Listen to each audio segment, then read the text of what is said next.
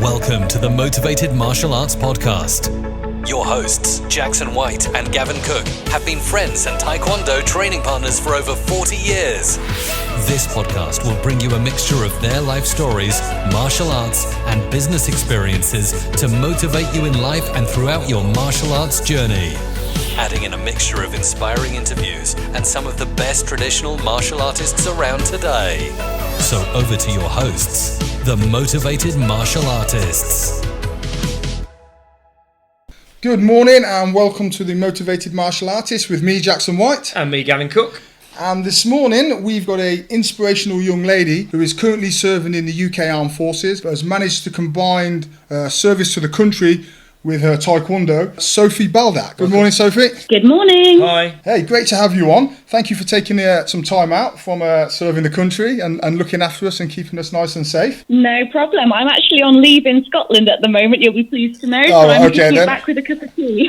Well, even our country's finest need a break and a bit of time for recuperation. So, Sophie, Of course. want to kick off. Really want to understand and get a bit of an insight into your early life and a little bit about your background and how you got into martial arts. All right then. So when I was about 8 years old, from a very tender age, my dad actually made the decision for me and my elder brother to take up martial arts at our local club, and it just happened to be ITF style Taekwondo, and it was very popular at the time anyway. You could see small Taekwondo clubs just really taking off in the area. Okay. So it kind of makes sense that was the one that we would go to. And I think his idea behind that was to kind of inspire us to be able to take care of ourselves. Yeah. Obviously parents do worry about bullying in school and, their kids being safe on the streets, that sort of thing. So if you've got a little bit of self-defense knowledge, you don't have to be turning kicking people in the head. But, as long as you can defend yourself, then I think that's really important. So, yeah, that was where it all started off. I was doing ballet at the same time as well, so flexibility came very naturally to me, which is, as you both know, very important in Taekwondo. It's kind of a big deal. So, Absolutely. Yeah, I really got into it from there and I got the competition bug. My brother, not so much, but I was absolutely hooked. Okay, fantastic. So how long did it take you to get your first dan? So I got my first dan when I was 15. It was right before my GCSEs. So just to, really put the stress on having to do exam study and study for my black belt as well. There's a lot of pressure there. So, it took me a little while, but I got there. Yeah, I certainly feel for you. I was 15 when I did my black belt as well, Sophie. And I was 8 when I started as well. So Right. Totally relatable then. Exactly, yeah. I totally get that journey. So who can you remember who your first instructor was? My first instructor was a third dan at the time named Master Dirk Sumner. And how he was part of the GTI aviation at the time. I don't think he is anymore, but really lovely chap, and he was really great with kids. I think the class was majority kids at the time. There weren't really very many adults taking part at all. I mean, we were talking on an earlier podcast, just sort of saying, obviously, a lot of the students become a direct influence, obviously, on what their instructor is like. If their instructor tends to like competitions, and so the students tend to resonate towards that. If the instructor is more pattern and technical based, then a lot of the students tend to follow that sort of way. Do you feel as though that was a similar sort of thing for you? Yes, I'm going to say yes. He was very much into taking a few of his competitive students to competitions, but he was very relaxed in that if competitions weren't really your thing, and to be honest, some people, they just don't gravitate to competitions, or they just seize up, they don't perform quite so well as they would in class, and that's fair enough. But people like me, I absolutely thrive on competition. I am that competitive individual that would just turn anything into a competition. I am that sort of person. Okay, then talk us through your first competition. Can you remember it? Blimey. Yes, roughly. At the time, because I was quite small, I didn't really get a chance to feel that sense of apprehension that I do as an adult when I'm competing. You just go in, and as far as you're concerned, you're just fighting other kids. Of course, yeah. And you're just going to step out on the mat and do your pattern the way that you've been shown how to do it. And you tend not to overthink these things. And that's why I think it's so important to get kids in from quite a young age, because they don't have the issues that adults do when they tend to overthink things and they get anxious and they Definitely. just ease up and freeze. Yeah, you see that in gradings. Obviously, both obviously myself and Jackson, sort of running schools. You see that when they step up for the grading, and the parents are doing the grading alongside the children, and the parents are shaking, and the kids are just like, "Well, this is easy." Exactly. Yeah. Exactly that. I just remember walking onto the mats and having maybe 3 or 4 rounds, and just walking off and thinking, "Oh, yay, I've won the gold." Easy. Yeah. Just another day, really. Just What's went all on the and fuss did about? I mean, I certainly can remember, when I was 5, quite some time ago, about 40 years ago, with my first competition. And oh my God. The junior competitions at that stage, there weren't that many children involved in Taekwondo. And if there was 20 kids, they would just line you up in height order.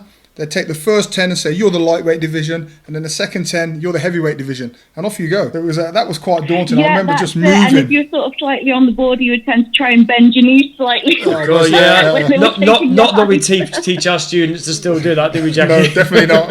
We don't advocate that at all, Sophie. But I always remember being, for the first time ever, being picked to or pushed into the heavyweight group, and I think I could only have been about 9. I was quite tall, and I was fighting 16-year-olds with beards. And then back in those days, all we had was shin pads and little bumper mitts. And I remember my dad actually coming onto the square after about 40 seconds and saying he's not fighting anymore. This was almost an adult, kicking a 9-year-old around the ring from one side to the other. It was humiliating, to say the least. And then, thankfully, my dad came on and said, "All right, just stop the fight. He's going to get injured." So yeah, I can empathise with that.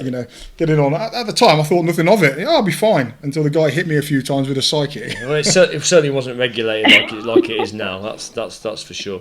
So going back to your first competition and so, was it patterns that you entered, or was it sparring? Can you remember?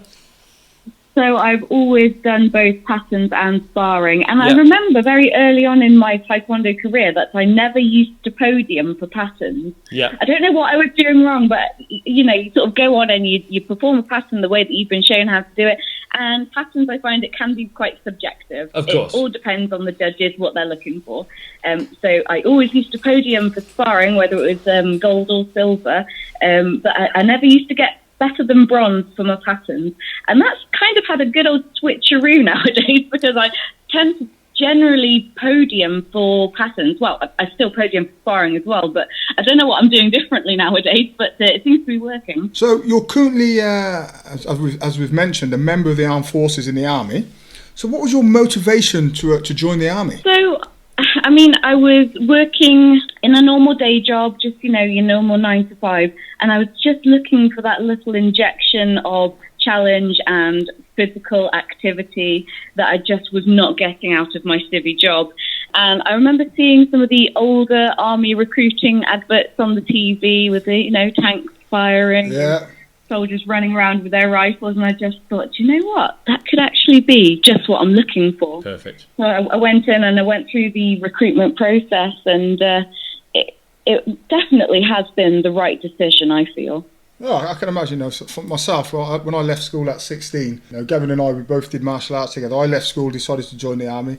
Gavin went off to Australia, travelling. The experience I found from joining the army, it's made me the person I am today. So many diverse activities, so many relationships, so many diverse experiences. It's absolutely fantastic. Would you be able to... Not only that, you get so many opportunities that you just don't get from civilian employers, like the adventurous training and the support that you get from doing a sport, especially if you're doing it at quite a high level. Mm-hmm. You just don't get that in civilian employment. No, you don't get that support at all. And certainly, having left the armed forces, I've been quite lucky. I've still managed to compete in my Taekwondo, although just recently retired. And my employers were actually very supportive. They gave me the time off work. In fact, most of my employers have actually sponsored me, which has been, really helped out to allow me to spend more time training and actually procure more equipment, more supplements and nutritional side to keep myself fit.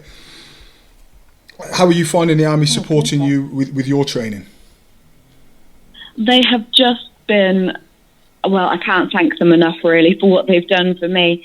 So after I'd done my phase 2 training, so my trade training, mm-hmm. I was able to compete for the army team, kind of in an initiation competition. It was, I can't remember which one it was. It was either the Puma Internationals or the Army Open Champ. But I managed to get 2 golds in that, so it was kind of, your place in the Army team is firmly cemented. So I was pretty chuffed with that. And, I've just been competing as often as I can. Most weekends in a month, I'll be away at some competition or other. And they've been fantastic with their support in that. I will get paid whilst I'm on duty, so I'm insured if I do get injured. I get my travel up to the competitions, which, as you know, can be spread far and wide throughout the UK. So it's nice to have that little bit of financial support as well. But, also things like the British Aerospace Engineering sponsorship that I had last year, that has just been invaluable in paying my entry fees for competitions, allowing me to buy really nice dough box, that sort of thing, which is obviously what you spend the sponsorship money on. Yeah, you've got to look the part, haven't you? Of course, absolutely. Got to have those right Climacool material, of course. Yeah. Adidas printing all over it. Brilliant. So someone that's obviously not military based, as I am, sort of talk us through your sort of average day or average sort of training day in the military. Okay, so I work in the Adjutant General's Corps in Staff and Personnel Support.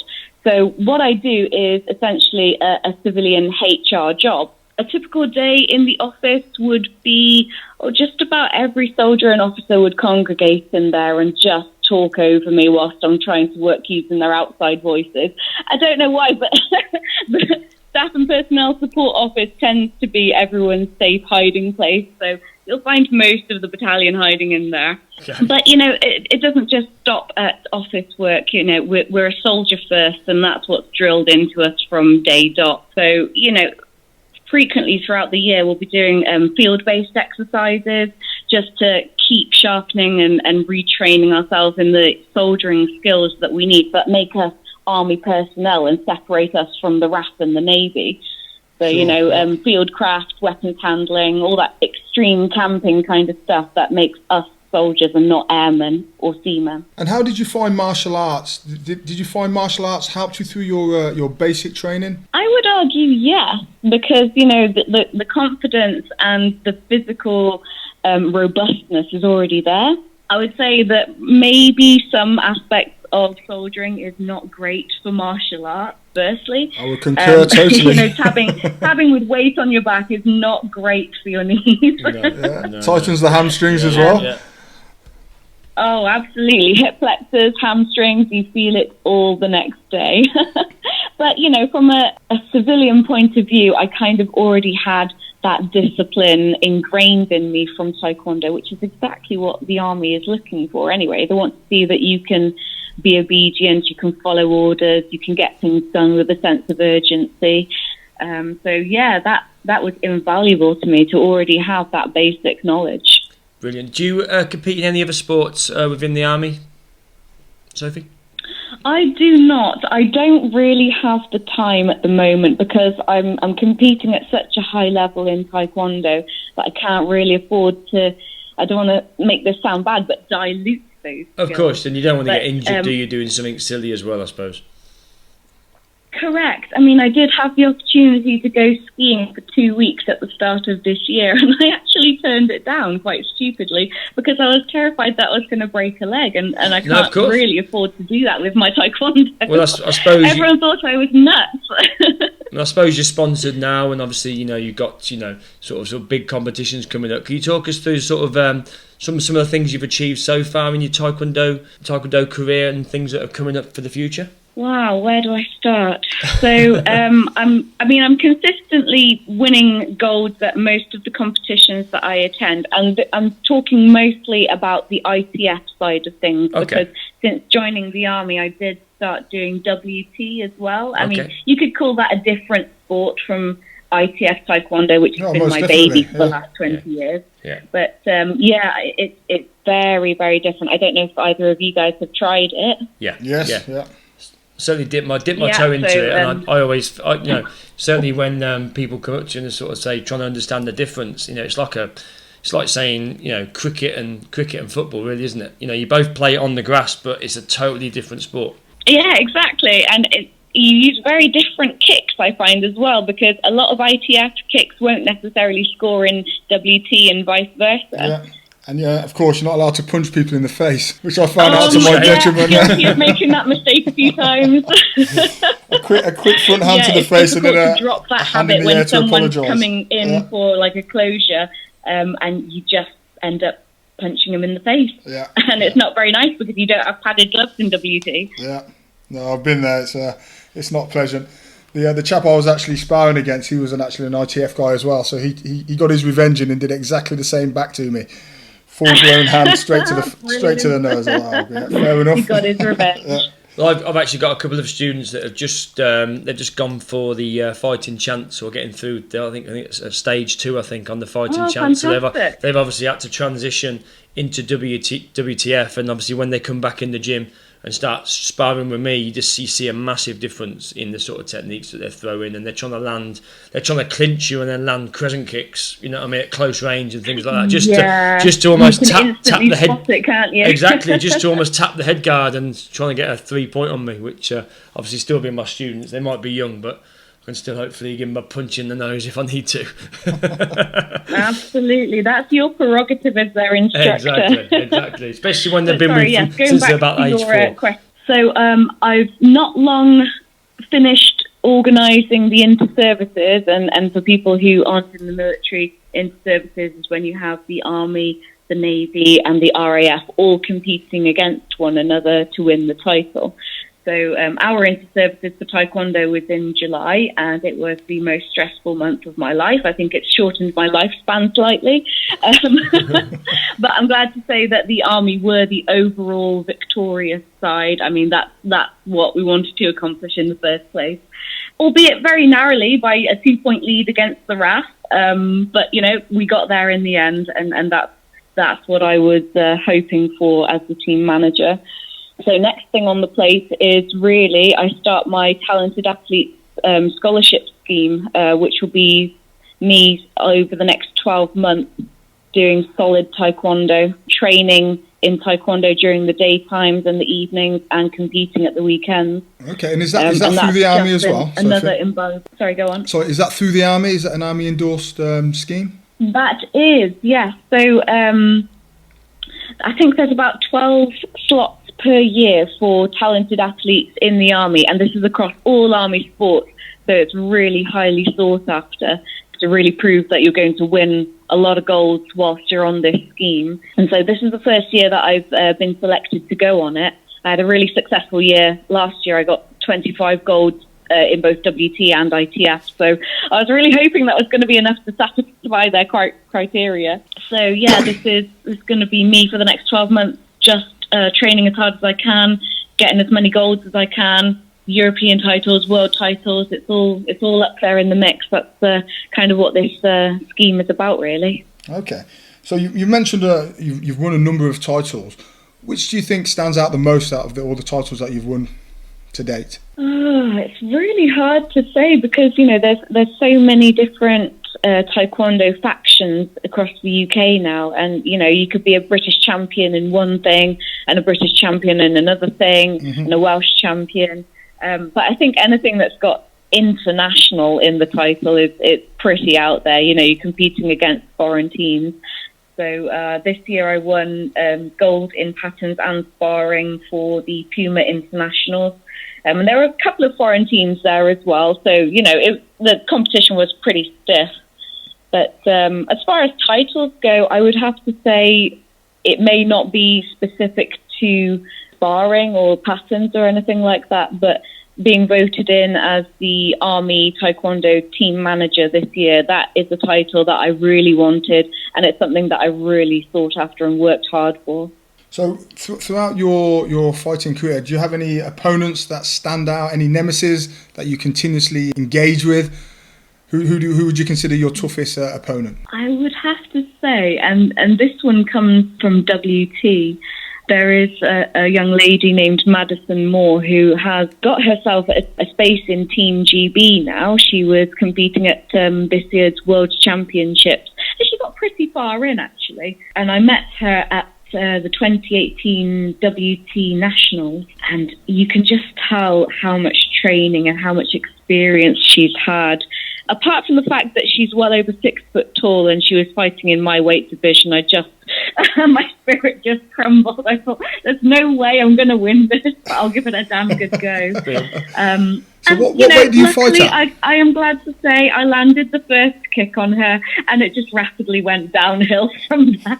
Right, brilliant. But, this is what separates Olympians from the rest of us mere mortals. Is that the sort of end goal then? Is to try to get into Team GB? Or how would that work with obviously you being in the army? So Team GB do source a lot of their athletes from the army because, we've already got that physical robustness that they're after, and we're willing to put in the hours. And the army wants all the publicity they can get, so they will happily sponsor athletes to go and compete in Team GB. I can name a few off the top of my head: Chris Akabusi, Kelly Holmes, all the rest of them. They were Royal PT Corps, as far as I know. Right, correct, so the army is more than happy to support full-time athletes.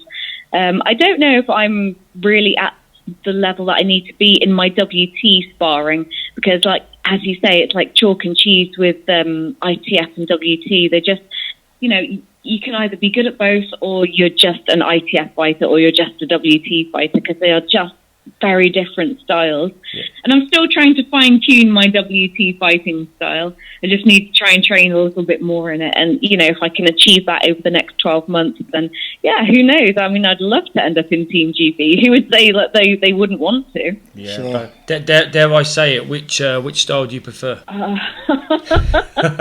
That is a naughty question. you don't have to answer that, Sophie. ITF has been my baby for the last 20 years. WT has been in my life for about 3 years. So, I have to say ITF. Do you know what I like about the WT? The fact that you can see your score on a TV screen by the side of the ring. I think that just adds an extra edge of I've only got 3 points and then I can win this fight, or I need to defend my point because there's only 1 point in it and for a win.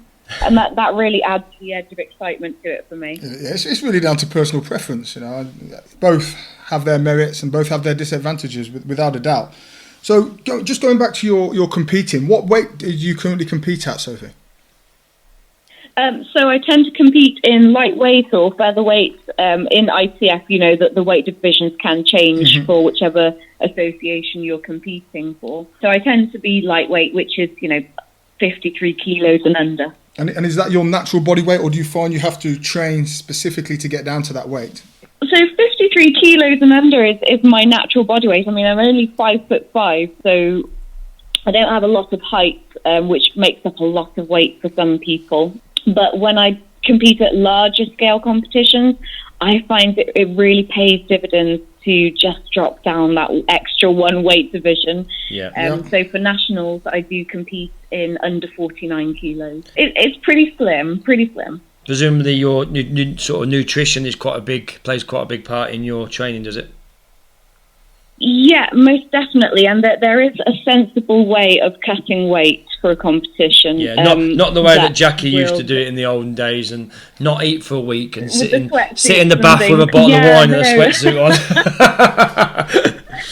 on. Funny enough, that is not dissimilar to how I managed to lose 4 kilos in the space of a week last year. It works though, doesn't it?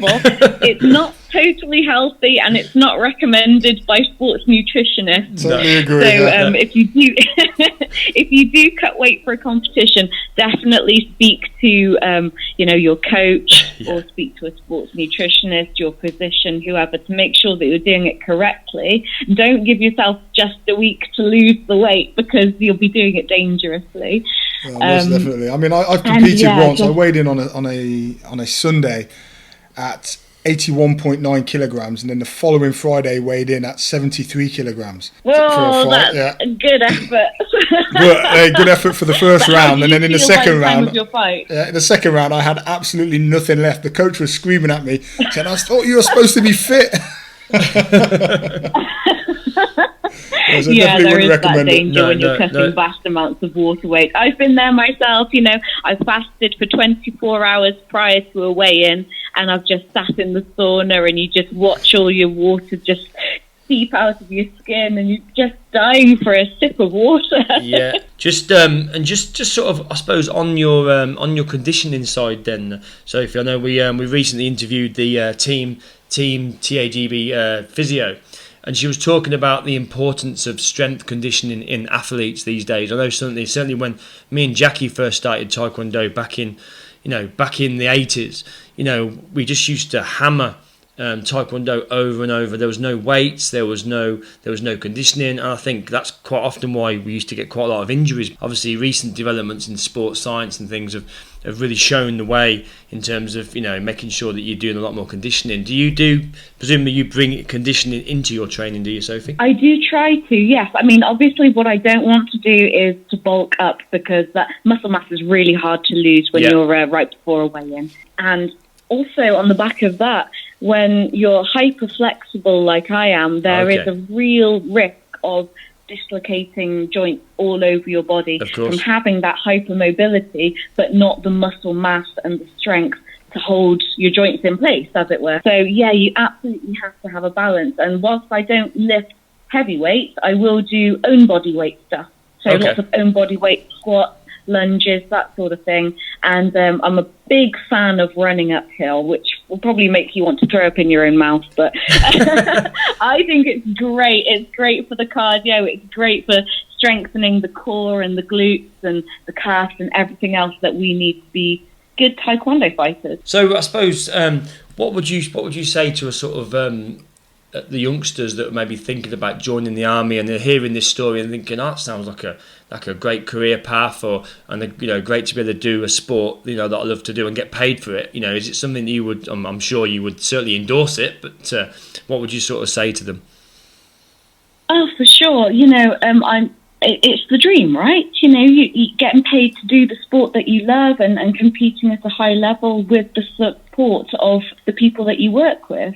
I would absolutely encourage any person thinking of joining the army, whether they're fresh out of school, just leaving school, or, whether you're in your mid to late 20s, it doesn't stop there. So definitely I would encourage anyone who's really into their sports, really into their physical fitness, or wants to improve on that a little bit.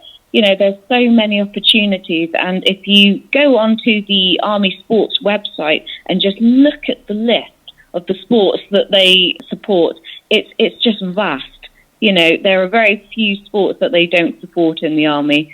They even have an army fishing team, for Christ's sake. That sounds like the sort of sport Gavin's going to retire into. Sounds perfect. I think I might play this episode of the podcast to my 14-year-old son, who's reaching those teenage years, and say, this is where you're going when you're 16. Absolutely. There's just so many opportunities in the military, whether you go for the Army, the RAF or the Navy, but of course we want you in the Army. I'm just going to stress that point. The Army needs you. But there are so many career paths, and you can just supplement that with sports and adventurous training. I've done mountain biking, I've done parachuting, I turned down the skiing trip, but with good reason. So there's something out there for everyone, and it's just such an exciting job to be in. So yeah, absolutely. Yeah, so a question I think a lot of our female listeners would want to know: how do you find life in the army being a female, Sophie? So I think it's probably not as scary as it first seems. It's quite daunting when you're going into what you can recognise as a very male-dominated environment. You do have to have a little bit of confidence about you. You can't be that shy person all the time. But nobody is going to grind you down and sort of make you feel like you're worthless. We're all part of a team, and we all support one another. And that is ingrained in you from day one, that you can't have a weaker link. You all have to stick together to support one another. Sure. And, that's irrespective of gender and capability. So, yeah, being a female in the Army, it's just great, because you know what? They are really pushing females in military environments nowadays. So if you are one, then, you're really celebrated. Yeah, I can second that, because, throughout my career, I served for 18 years. And some of the best soldiers, and not just soldiers, the best people in the army that I worked with were females. very capable, not always with the same physical strength as their males, but certainly wit, guile, speed of thinking. It's absolutely fantastic. And of course, having two genders allows you to bounce off each other, share different ideas, look at things certainly from different viewpoints. And sometimes I think in a male-dominated environment, there's that bravado and machoism. But actually, when you're working with females in that tense, close environment, okay, you need that different perspective. Absolutely. And, when you are out in the field and, you're covered in cam makeup and everything, it does not make a bit of difference what gender you are, as long as you're all working towards the same goal and you're all working together. It makes absolutely no difference. You could be stood next to male, female, doesn't matter. I'm glad you feel like that. That is really good. So, what's next for you then? So you mentioned you're going onto your scholarship. Your scholarship. That's the word I was looking for. How long will that last for? And then what do you see yourself doing in the next 12 months after the scholarship? Okay, so for the next 12 months, it's starting from first week of September. As you say, it is the scholarship. So during the daytimes, I will be based out of University Gloucester. And from there, I will be getting strength and conditioning advice.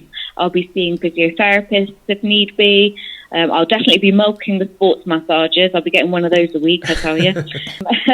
Sports nutrition advice. All of that is going to be available, and that's what you get when you are a recipient of these scholarships. So that's going to be my daytime. I won't be in work. Work will not see me for the next 12 months, I'm pretty glad to say.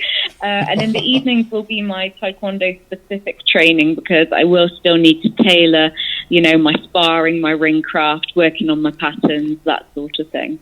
And for the next 6 months, I've got a competition almost every other weekend. So going to be pretty busy. I don't know what the forecast of events is for the latter half of next year, so I imagine it's going to be pretty much of the same.